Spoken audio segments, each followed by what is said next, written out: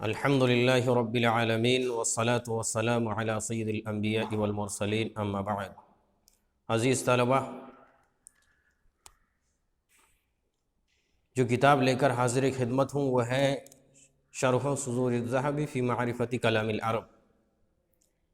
آج ہم محاضرہ نمبر 9 پیش کرنے جا رہے ہیں، اور آج کی اس درس میں کلمہ کی دوسری قسم یعنی فعل پر بحث کریں گے۔ تو دیکھیے، ثم قلت والفعل اما ماض وهو ما يقبل التأنيث الساكنة كقامت وقعدت ومنه نعم وبئس۔ کہہ رہے ہیں فعل اما ماض، یا تو وہ فعل ماضی ہوگا، وهو ما يقبل التأنيث الساكنة، اور وہ فعل ماضی وہ ہے جو تائے تانیث ساکنہ کو قبول کرنے کی صلاحیت رکھتا ہو، جیسے قامت وقعدت، قعدہ سے قعدت، قامہ سے قامت، تائے تانیث ساکنہ اس کے اندر ہے۔ ومنہ، اور کہہ رہے ہیں انہی میں سے یعنی فعل ماضی ہی میں سے نعما و بئسا وعسا و لیسا۔ نعما، بئسا، عسا و لیسا، یہ سب کے سب فعل ماضی ہیں۔ اب کہہ رہے ہیں او امرن، یا تو فعل امر ہوگا، وہ ہوا، اور اس کی تعریف کر رہے ہیں وہ ہوا ما دل علی الطلب مع قبول یا المخاطبہ کقومی۔ کہہ رہے ہیں امر وہ ہے جو طلب پر دلالت کرے یا مخاطبہ کو قبول کرنے کے ساتھ ساتھ، جیسے ققومی۔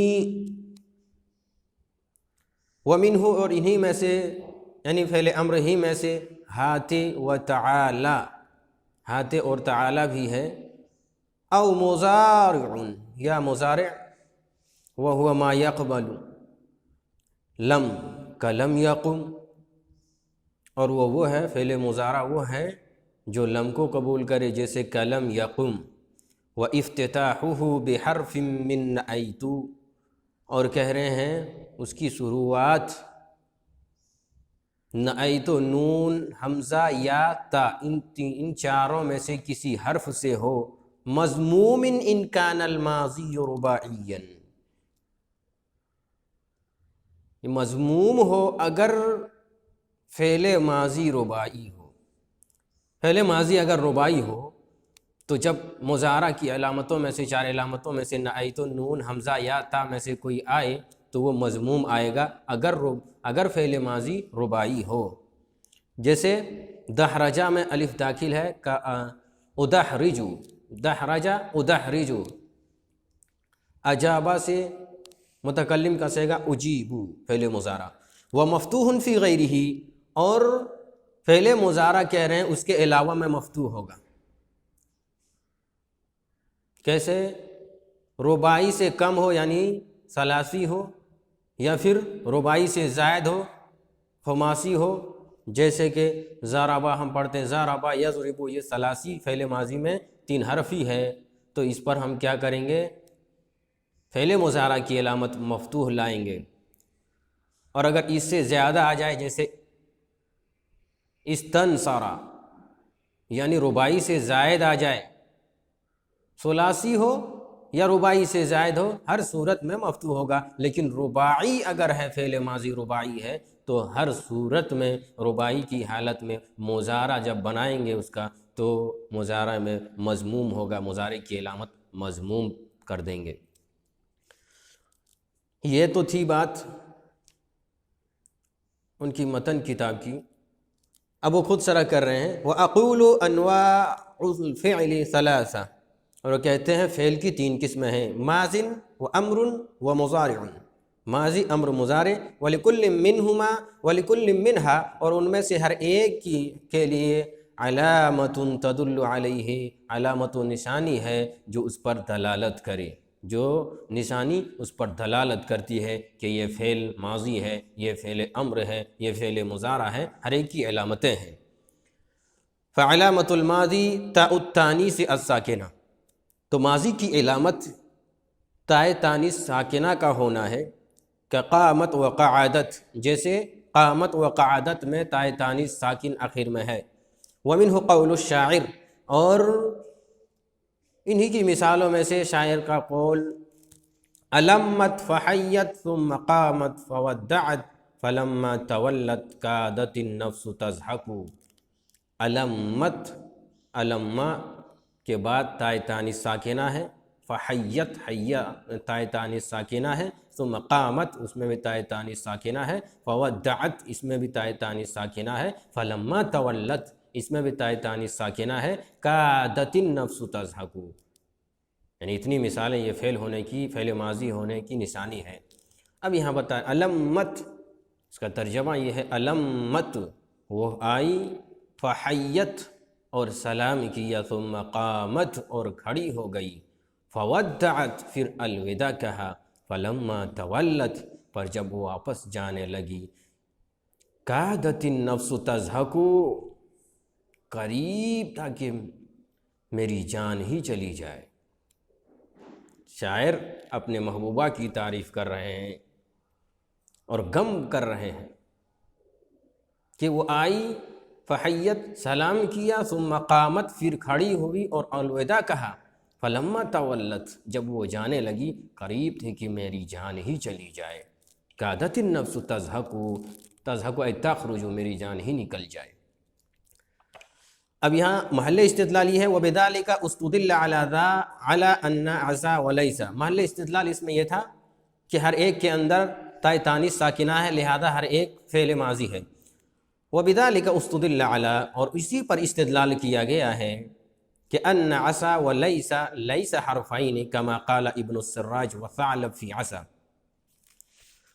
اور کہہ رہے ہیں اسی پر استدلال کرتے ہوئے، عسا اور لیسا یہ دونوں حرف نہیں ہیں، جیسا کہ ابن سراج اور ثعلب وغیرہ عسا کے بارے میں کہتے ہیں، وَكَمَا قَالَ الْفَارْسِيُّ فِي لَيْسَا، اور جیسا کہ فارسی لیسا کے تعلق سے کہتے ہیں کہ یہ عسا اور لیسا، ابن السراج، ثعلب اور فارسی یہ اس بات کے قائل ہیں کہ لیسا اور عسا یہ دونوں حرف ہیں۔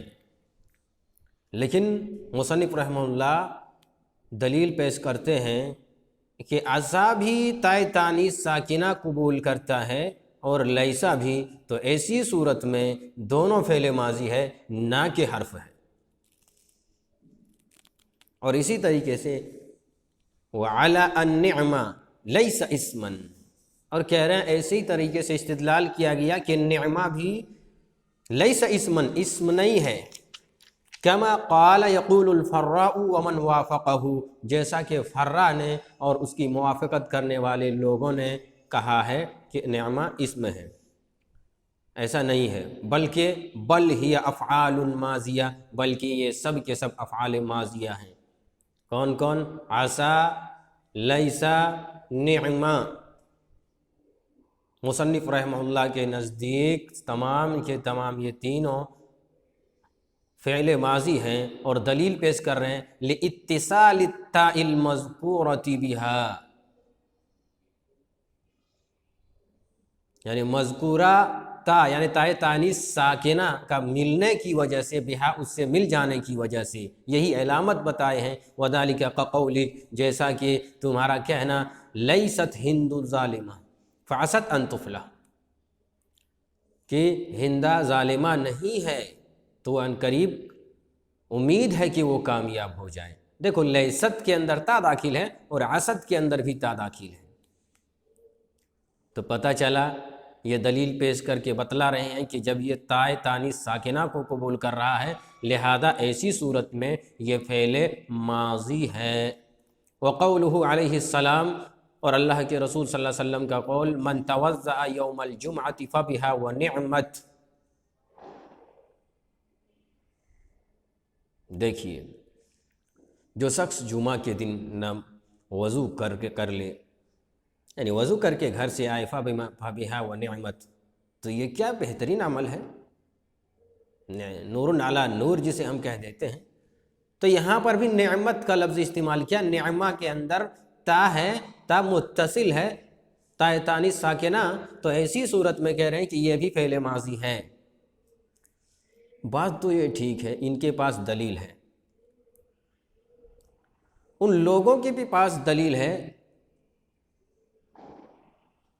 عصا کے تعلق سے، جیسا کہ ابن السراج نے کہا، اور لیسا کے تعلق سے ابن السراج نے کہا، ان کی دلیل یہ ہے کہ عصا ایک ایسا کلمہ ہے جو ترجی پر دلالت کرتا ہے، گویا کہ مثل لعل کے ہے، اور لعل یہ سب کو معلوم ہے کہ حرف ہے، تو جب لعل حرف ہے اور ترجی کے معنی پر دلالت کرتا ہے، ایسے ہی عصا حرف ہے اور ترجی کے معنی پر دلالت کرتا ہے، اور ایسے ہی کہا لیسا یہ نفی پر دلالت کرتا ہے اور مائے نفی کے مثل ہے، اور ما حرف ہے لہذا مائے نفی حرف ہے، تو یہ بھی لیسا بھی حرف مانیں گے۔ یہ دلیل انہوں نے پیش کی، لیکن مصنف رحمہ اللہ نے اس کی تردید دوسری کتابوں میں بیان کی کہ کسی کے لیے ضروری نہیں ہے کوئی کسی معنی پر دلالت کرے، لیکن اس کے لیے الگ الگ حدیں ہوا کرتی ہیں۔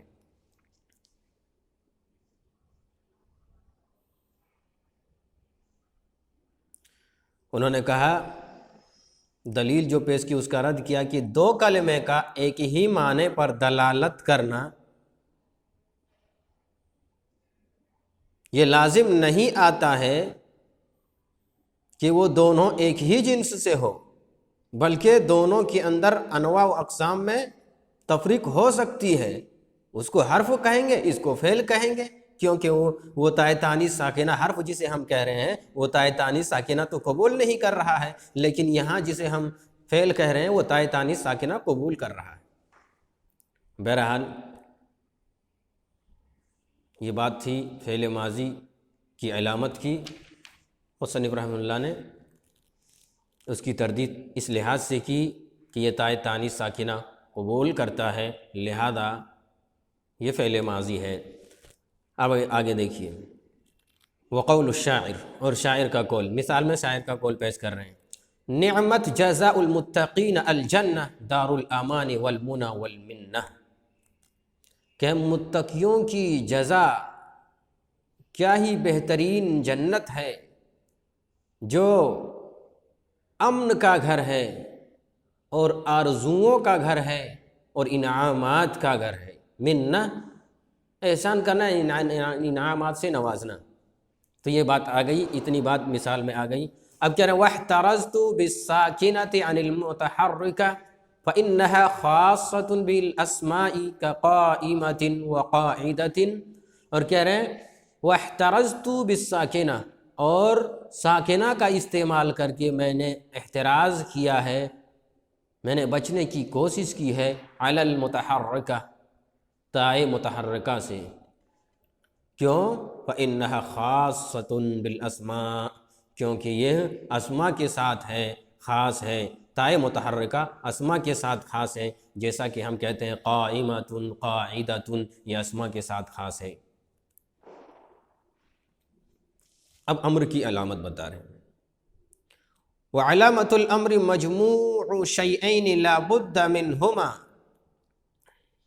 اور کہہ رہے ہیں کہ امر کی علامت دو چیزوں کو مجموعی طور پر شامل ہے، لا بد منہما، ان دونوں کا ہونا ضروری ہے، احدہما، ان میں سے ایک، ان یدل علی الطلب، یہ کہ جو فعل امر ہو وہ طلب پر دلالت کرتا ہو، والثانی ان یقبل یا المخاطبہ، اور دوسری علامت یہ ہے کہ وہ یا مخاطبہ کو قبول کرنے کی صلاحیت رکھتا ہو، یا مخاطبہ قبول کرتا ہو، یعنی یا مخاطبہ سے مراد کیا ہے؟ واحد مؤنث حاضر کی یا، جیسے افعل، افعلا، افعلو، افعلی، یا مخاطبہ سے مراد واحد مؤنث حاضر کی یا قبول کرنے کی صلاحیت اس کے اندر ہو۔ دو چیزیں ضروری ہیں امر ہونے کے لیے، ایک تو وہ طلب کا معنی دیتا ہو، دوسرا یہ کہ اس کے اندر یا مخاطبہ قبول کرنے کی صلاحیت ہو، تب جا کر کے وہ فعل امر ہو سکتا ہے۔ قَقَوْلِهِ تَعَالَى، جیسا کہ اللہ رب العالمین کا قول، فَكُلِي وَاشْرَبِي وَقَرِّي عَيْنًا، کہ تم کھاؤ پیو اور اپنی آنکھوں کو ٹھنڈک پہنچاؤ۔ یہ تمام کے تمام فعل امر ہیں، کلی طلب کا معنی بھی دے رہا ہے، یا مخاطبہ بھی ہے۔ وشربی طلب کا معنی بھی دے رہا ہے اور یا مخاطبہ بھی ہے۔ وقری عینا، قری کے اندر یا مخاطبہ بھی ہے، طلب کا معنی بھی دے رہا ہے، دو چیزیں پائی جا رہی ہیں۔ ومنہ ہاتی، اور مصنف رحمہ اللہ اب یہاں ہاتے کو بھی اسی میں شامل کر رہے ہیں۔ ومنہ ہاتی بکسر التاء وتعالى بفتح اللام خلافا للزمخشري في زعمه انہما من اسماء الافعال ولنا انہما يدلان على الطلب۔ اب یہاں دیکھیے غور سے، ہاتے کہہ رہے ہیں بکسر التاء، تا کے کسرے کے ساتھ، وتعالى بفتح اللام، لام کے فتحے کے ساتھ۔ اور مصنف رحمہ اللہ کیوں لا رہے ہیں اس کو؟ اس لیے کہ یہ دونوں امر میں سے ہے۔ خلافاً للزمخشری، زمخشری کے برخلاف، فی زعمہ، ان کے گمان میں یہ ہے کہ انہما من اسماء الافعال، کہ اسماء افعال میں سے ہے، نہ کہ فعل امر ہے۔ ولنا انہما یدلان علی الطلب، اور مصنف رحمہ اللہ کہتے ہیں ہمارے لیے یہ دونوں کلمات یدلان علی الطلب، طلب پر دلالت کرنے والے ہیں، ویقبلان الیاء، اور یا مخاطبہ کو بھی قبول کرنے والے ہیں۔ تقولو، تم کہتے ہو، ہاتی بکسر التاء وتعالی بفتح اللام، تم جیسے کہتے ہو۔ قال الشاعر، مثال پیش کر رہے ہیں، شاعر نے کہا، اذا قلت ہاتی نولینی تمایلت، نولینی تمایلت علی حزیم الکشح ری المخللی۔ اذا قلت، جب میں کہتا ہوں، ہاتی چلی آجا، نولینی میرے اوپر انعامات کر، نولینی ہاتی یہیں پر محل استشہاد ہے۔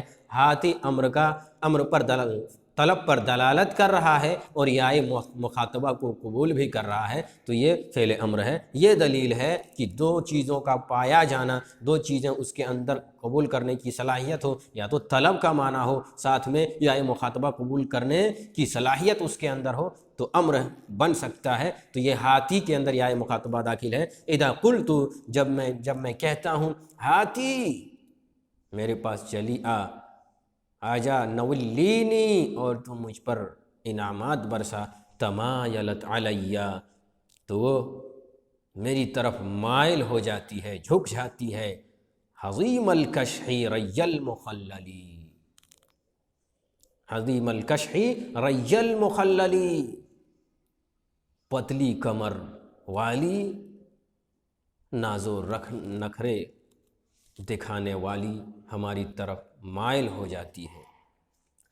اصل میں ریہ کا معنی خوبصورت، المخلل مطلب پازے پہننے کی جگہ، تو پازے پہن کر کے حظیم الکش، یہ پتلی کمر والی کو بولتے ہیں حظیم الکش۔ تو چونکہ پازے پہن کر پتلی کمر، یہ اصل چیز مرادی معنی ہے، اس لیے ناز و نخرے دکھانے والی، ناز و نخرے، پتلی کمر والی، ناز و نخرے دکھانے والی میرے پاس مائل ہو جاتی ہے، میری طرف مائل ہو جاتی ہے، جھک جاتی ہے۔ تو شعر پہ نہ جا کر کے آپ محل استشہاد کو دیکھیے، اذا قلت ہاتی، ہاتی کے اندر داخل ہے یا مخاطبہ، اس لیے یہ امر بن سکتا ہے۔ والعامۃ تقول تعالی بکسر اللام، اور عام طور پر تم کہتے ہو تعالی بکسر اللام، لام کے کسرے کے ساتھ، وعلیہ قول بعض المحدثین، لیکن کہہ رہے ہیں کہ، اور اس پر بعض محدثین کا، بعد میں متاخرین علماء کا یہ قول ہے، اس پر ہے، ورنہ حقیقت میں کیا ہے، اس کا مفتوح ہونا ہی بہتر ہے۔